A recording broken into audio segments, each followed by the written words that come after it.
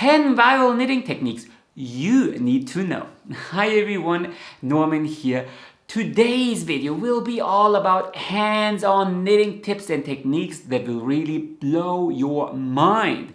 But unlike on Instagram or TikTok, I will really show you how these techniques work and not just the pretty pictures of the results where you go like, wait, what did he do? This is going too fast.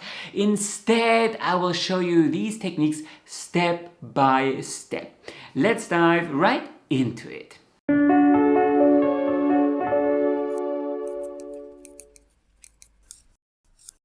Would you believe me if I told you that this here is not the tubular cast on? It's not the Italian cast on, but it creates a very, very similar edge and is so much easier to knit, especially if you want to knit in the round. Let me show you how. Okay, start by casting on half the number of stitches you require. So if you want to knit ribbing across 20 stitches, cast on 10 stitches. Using 2 needles. So you will cast on around 2 needles and using a standard long tail cast on. And I always start with a simple slip, a twisted loop. This already counts as your first stitch. And then continue casting on. Now I want to knit ribbing across 20 stitches, so I will cast on 10 stitches here around 2 needles. From here, remove 1 knitting needle and turn your work around. And then slip the first stitch, purl 1. And from here things will get funky because you need to dive all the way around, grab the yarn and create, well, something like a yarn over, I guess. Bring the yarn forward, purl 1 stitch, then dive and go all the way around, grab the yarn, create, well, a yarn over, purl 1 stitch. Go all the way around, purl 1 stitch.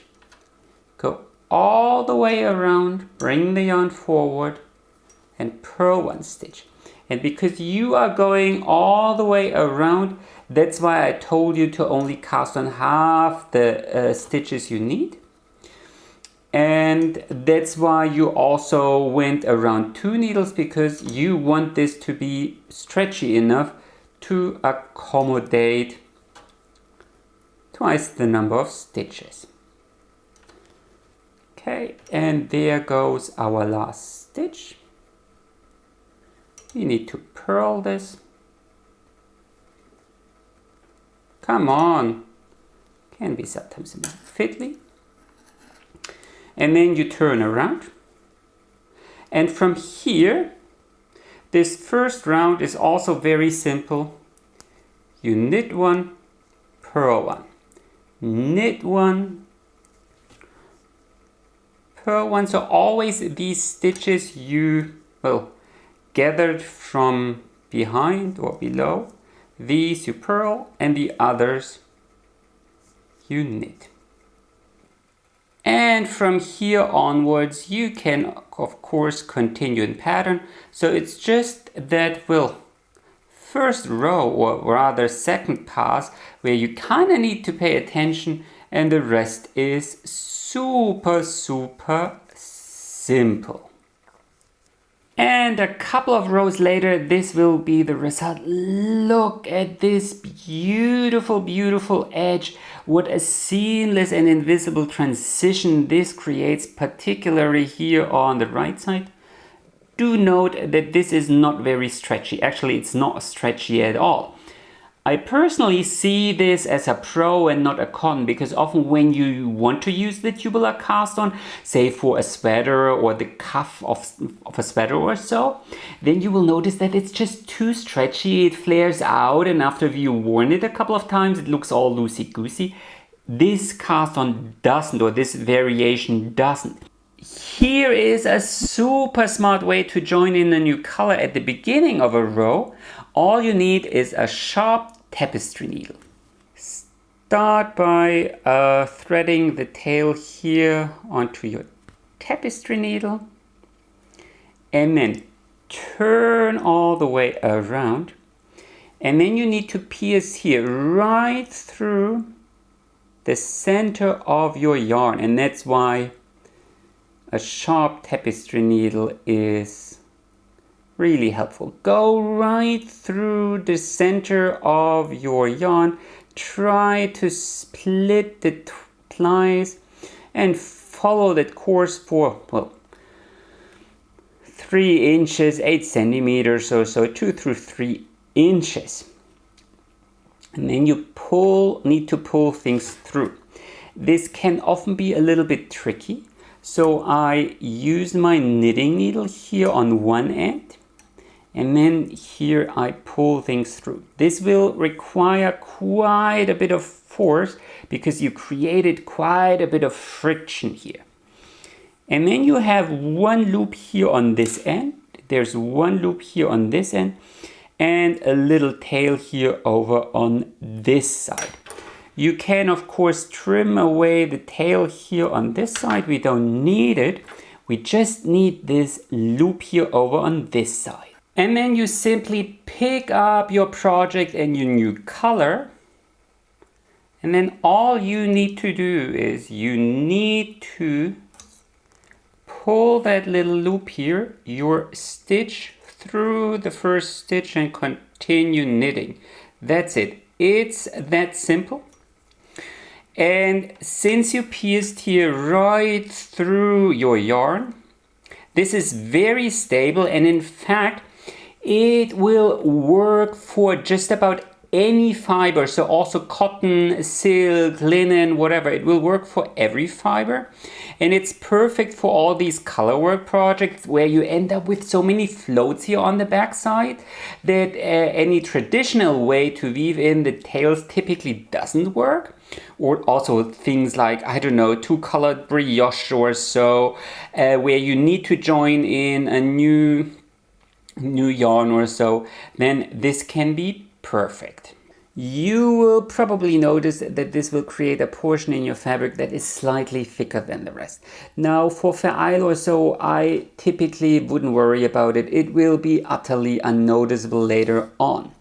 However, if you are using a thicker quality like chunky yarn or so, what you can do before you do the sewing, you can just trim away half of your yarn and then do that join with only half. So it's the exact same technique. The only difference is that you do the technique with half of your yarn, and the result, because now I trimmed away half of it, the result will be a yarn that is just as thick as the rest.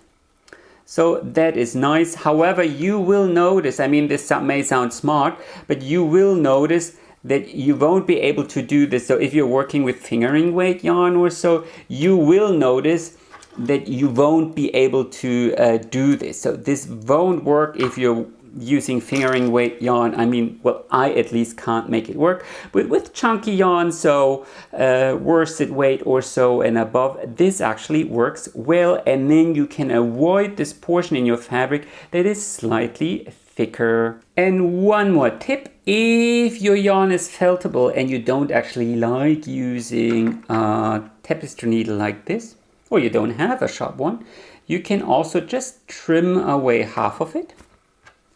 Then fold things over, attach one of these little clippy stitch markers. It's important that it's one of these clippy stitch markers. Then align things so here that these two ends meet, and then just use a little bit of water and wet things. Not all the way to the top, just the middle portion. And then just rub things here in between your hands until things are felted over. And then you also join things, and here you have your little your little stitch here on this end you can use for continuing knitting. Here's a very, very smart tip for knitting in the round. So you joined everything in the round, you knit it across one row, and as you approach the end, you notice, oh my gosh, I twisted my cast on. So see here, all these stitches are neat and nice, and then here everything is twisted. So what can you do? Do you need to unravel? Actually, you don't. Let's show you how to fix this. So here's what you need to do. Simply continue knitting until you come right to the end of the round, right to the join. So here, see, this is my tail of the long tail cast on, and then here, this here is the strand connecting my round, and then you simply bring it around. And if it's wrapped the other way around, you bring it in this direction. Because right now your round is only connected with this little strand here. And you know, if you give this little strand one more twist, it's going to be utterly invisible. I mean, this is plied together anyway, so one more twist won't be noticeable. Now what happens if you only notice that you twisted your cast on in the second round? Well, you can still fix it, and you know, don't feel ashamed or so. If you cast on 400 stitches, much finer gauge, much bigger needles, well, then it's often very difficult to spot in the first round, but you can still fix it. Let me show you how. Just like before, you continue knitting until you come to the beginning of your round. See, here is my twist, and just like before, you simply bring things around. This will twist these two strands. See? Now my cast on is twisted and these two strands are parallel. Now my cast on is untwisted and these two strands are twisted. This will be slightly noticeable later on. However, if I just continue knitting, in the end, so here this is the gap, this is the gap. Here is this tiny little twisted, these two tiny little twisted strands. You know, nobody's going to notice it. Especially considering, because later on, or once you're finished, you should use a tapestry needle to graft one stitch here to bridge the gap. And if you didn't use a slip knot to start your cast on, then this gap here will be utterly invisible. Now I did use a slip knot here for my little sample, so it's a little bit more visible. But anyway, the point remains that this one twisted strand here, this one twisted strand, I mean, who is going to notice it? And if it's a huge cast on you have, then just twisting it around really pays off. Lots of patterns require you to cast on in the middle of a project. Buttonholes come to mind, but also gloves and mittens where you need to bridge here the gap for the thumb or for the fingers. Now many patterns will tell you to use a single cast on or the thumb method, backward loop increase, however you want to call this method. But if you've ever done this, you probably might have noticed that the resulting edge is sloppy and very loose.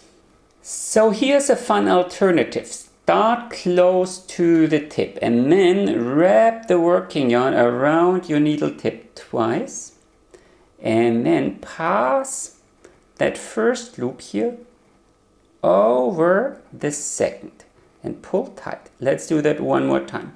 Wrap around counterclockwise twice, pick up that first loop and pass it over the second, pull tight.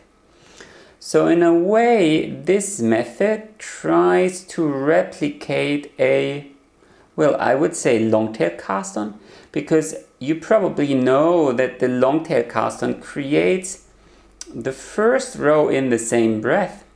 And this method tries to replicate this, but mid-row. So it's a very nice technique. Now, as you can see, It kind of helps if you have long fingernails, otherwise this can be a little bit annoying and fiddly.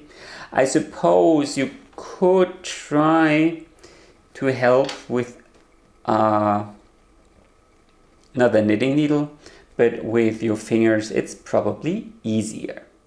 So 4 rows later, this is the result. So I think it creates a very, very pretty edge that can be perfect for picking up stitches here from those stitches. I feel it's just a very nice alternative. Instead of going counterclockwise, you can also go around the needle clockwise and then lift across. This will create a slightly, sturdier edge, mainly because in essence you are creating an edge full of twisted stitches. So it will be less stretchy and a little bit, a little bit more condensed, for lack of a better word. So if you wrap clockwise, this will be the result. It's a little bit less stretchy and sturdier. You can see the twisted stitches here. Can you see them? Whereas this will be a bit stretchier. So you have a solution for multiple use cases.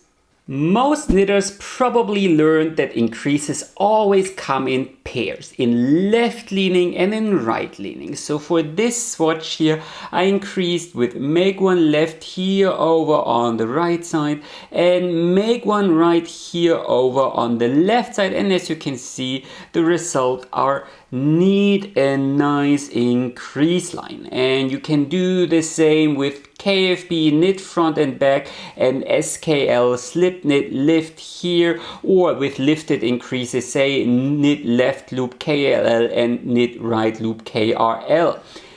But did you know that there are also centered increases, so increases that don't have a visible lean? Let me show you. I call this increase the hitch knot increase because basically that is exactly what you are doing. You are creating a hitch knot on your knitting needles. To do that, start by slipping the stitch you want to increase into, point to point towards the right needle, and then pull it towards the back. So a bit like German short rows, or exactly like German short rows. And then knit into the right leg of that stitch and drop only the right leg, leaving this left leg here on the knitting needle, and then also knit into that left leg, and there is your hitch knot increase. And can you see the little hitch knot here at its base? That is everything you need to do. So let's do that one more time. Pull it back, knit only into the right side, drop only the right leg, and then also knit into the left leg, and there is your little hitch knot increase. This is 4 rows later, and can you see how balanced and centered this increases? It's also rather invisible. So this can be the perfect increase for all those instances where you don't actually want a lean. So I don't know, if you're knitting a raglan sweater and then you typically want a nice and neat increase line, but say for toys, for lace, for increasing in cables or so, then you typically don't want a lean, and this can be a very smart alternative. And by the way, if you need a slow motion tutorial of this increase, I'll link you to my second YouTube channel where one is available. Now maybe you're wondering, well, Norman, if there is a centered single increase, is there a centered decrease as well? And yes, there is, though this is a little bit more complicated to knit. So you stop one stitch before the stitch that you want the center to be. So I want this stitch here to be the center, and I stop one stitch before that. Then I go into both stitches as if to knit them together, but then I only pull the yarn here through the first stitch, and then I drop them. This will twist them and result in an extra loop here. Then I knit the next stitch as normal, and then I pass this extra loop here over the other two, and the result will be a centered single decrease. Let's do that one more time. So go into two stitches as if to knit together, but then here only pull the yarn through the first stitch, drop these stitches, knit one more stitch, and pass over. Again, I do have a full tutorial over on my second YouTube channel. I link it to you up in here in case you need the slow motion repeats. And just to satisfy your curiosity here, this would be the result of the centered single decrease. And of course here below, this again was our hitch knot increase. Sometimes you need to fix a mistake further back in your row, and then you need to tink, knit red backwards. So you intentionally unravel your work as you go to fix a mistake. And at its core, the technique is simple. You simply enter each stitch as you go and unravel. However, you will quickly notice how your working yarn is getting longer and longer, and then every couple of 3 or 4 stitches you need to readjust your tension, and that makes this process very slow. Instead, when you notice your working yarn is getting too long, here's what you can do. Simply wrap it around your index finger once or twice, unravel 2 or 3 more stitches, and then simply wrap it around your index finger one more time. So if you do it like this, you will never have to readjust your tension. I mean, once this here gets too big and there's like 30 wraps around, you will have to let go of the yarn for a second, but otherwise I feel this makes all the difference. Another trick I've seen, though I personally don't use it regarding tinking, you can also unravel multiple stitches at the same time. So always go into the right leg, one row below, and then you can unravel multiple stitches at the same time. So here go into these right legs and unravel them 2 at a time. Only works for stockinette stitch, and I personally feel it's a little bit fiddly, so I do it 1 stitch at a time. But if you feel this is a smart idea, well, try it out.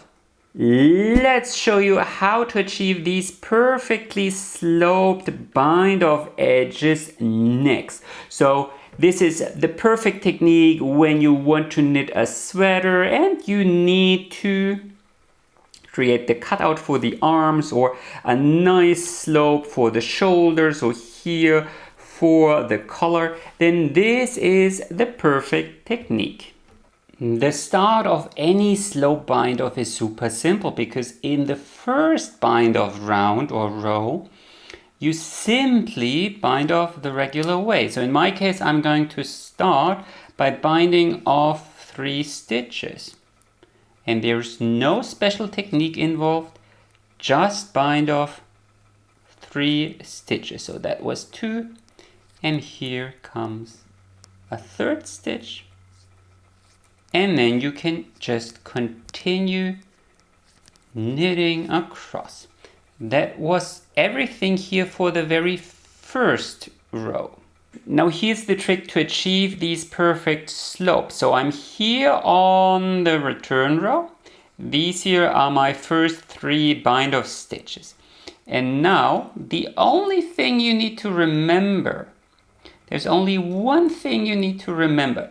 Here, that very last stitch of your row, don't knit it. Instead, just slip it over to your knitting needle point to point.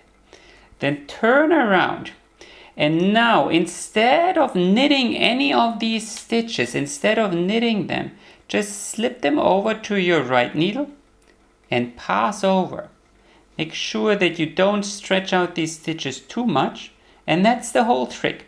And then you knit the next stitch and pass over.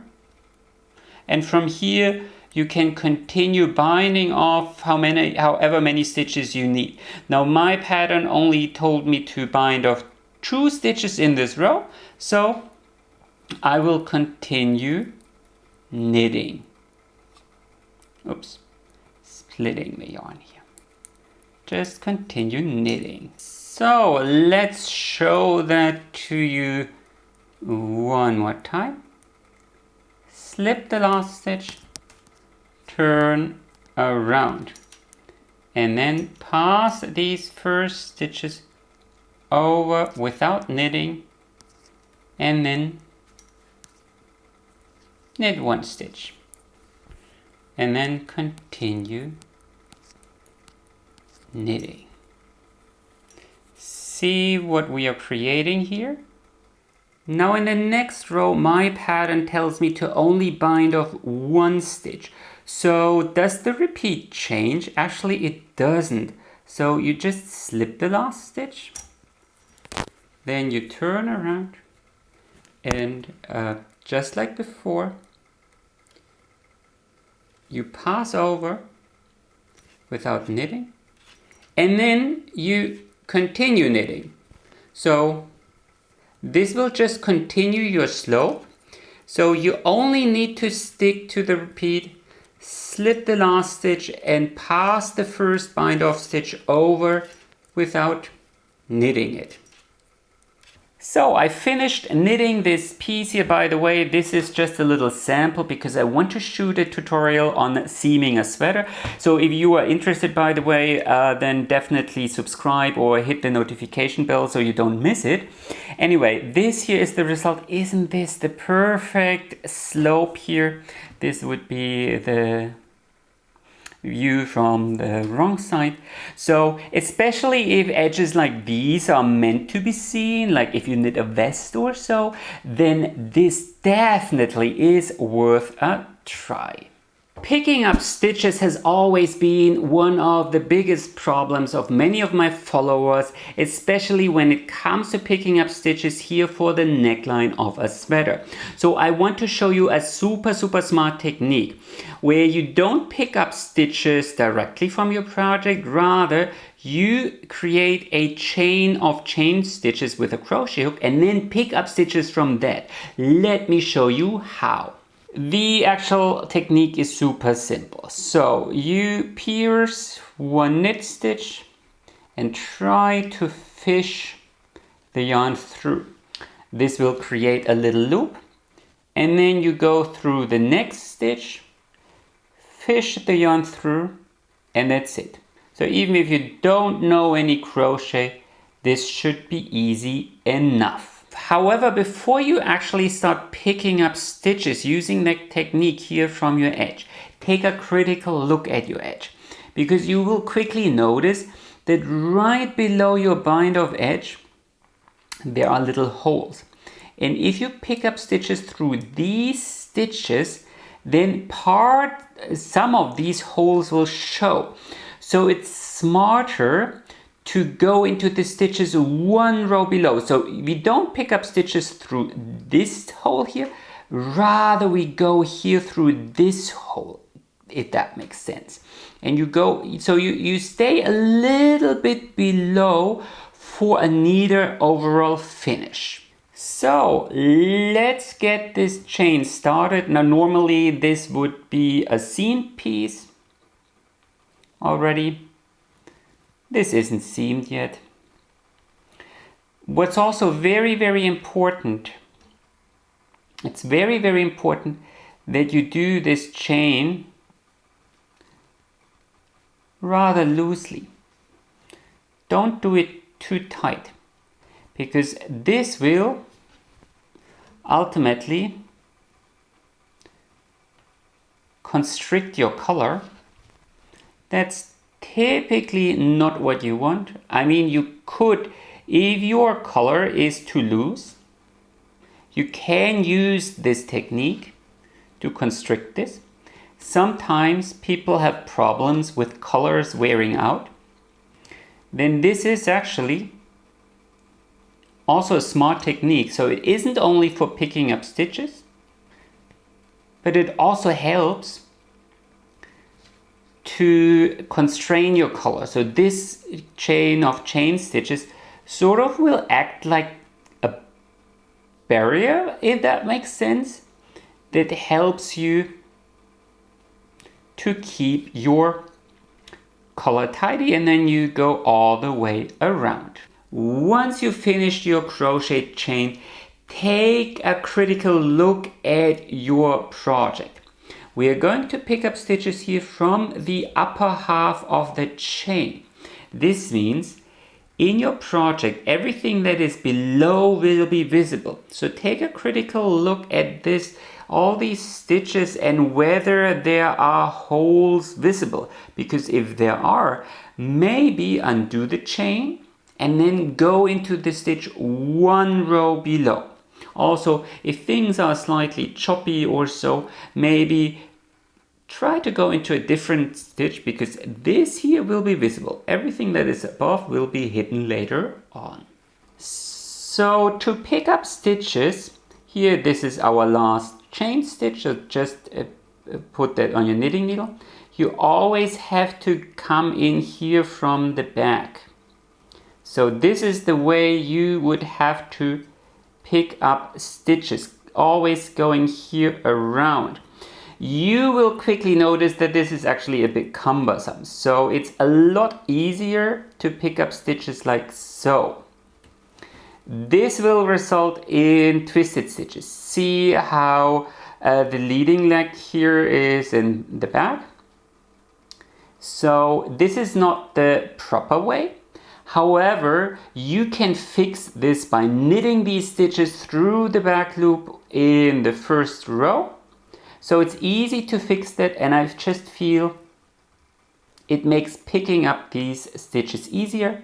And you need to pick up all the stitches all the way around like so. And I'll quickly do this. Once you picked up all stitches like so, you can simply slide your stitches over here to the other side.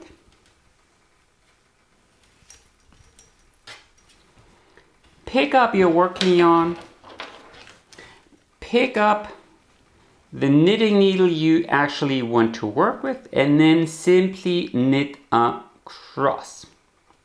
So I will do a 2x2 rib stitch here. Go slowly. This first row will be fiddly. So these stitches are all very, very tight. Now, I told you that if you pick up the stitches the easy way, they will sit on the knitting needle the wrong way. So to fix this, you have to knit them through the back loop. So as a continental knitter, I feel this is easy enough. And if you agree, well, then do it like that. This, of course, you also need to purl through the back loop, but this will fix the twisted stitches. And then from there, you can just continue knitting across in pattern. So the only secret here is creating that row of chain stitches. So here, 2 rows later, this will be the result. Just look at this pickup line, no bumps, no anything. I mean, of course, you need to phase out the rest.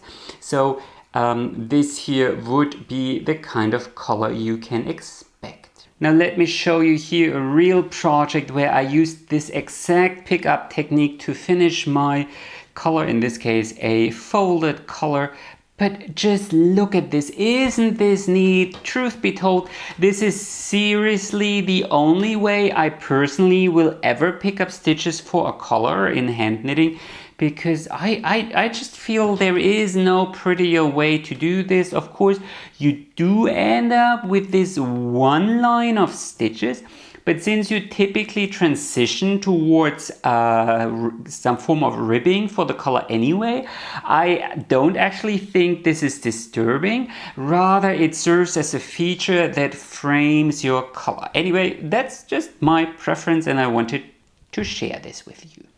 A lot of patterns make use of slipped stitches. So this fun little mosaic panel is just one example.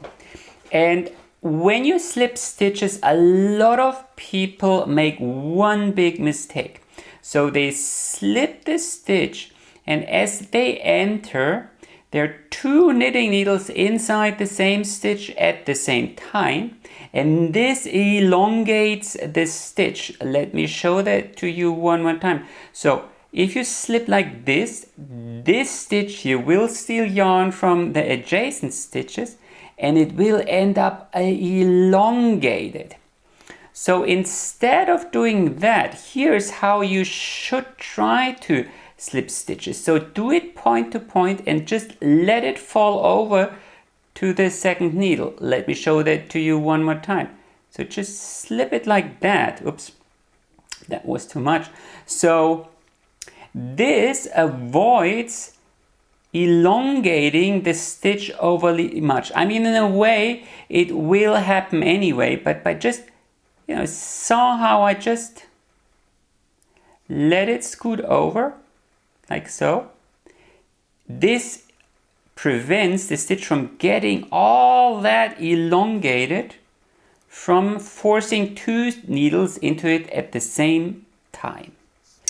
And if you do it like this, all your slip stitch patterns will look so much neater and so much crisper without overly elongated stitches here in between. I mean, some slip stitch patterns, of course, you do end up with them, and sometimes they are intended. But for all other cases where you want them to be nice, neat, and crisp, just let them scoot over. Here's a little bonus tip, bonus because it isn't actually knitting but crochet. So sometimes you need to leave a very long tail for seaming, and this tail can be very annoying. So what you can do, you can pick up your crochet hook and then simply turn it into a chain stitch. Just chain a couple of more stitches, and this chain will be so much shorter than your tail, and it will be so much easier to handle, and the chain also won't interfere as much. So let me quickly finish this. See how much shorter that is?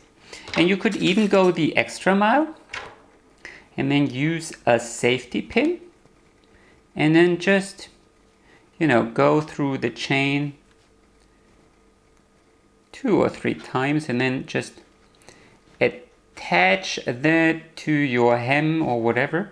And then this little bundle is so much easier to handle, and it won't interfere with your knitting. And later on, when you actually need the tail, you can simply unravel the chain and everything is back to sewing quality. Anyway, those were my knitting tips and tricks and techniques I thought you really should know.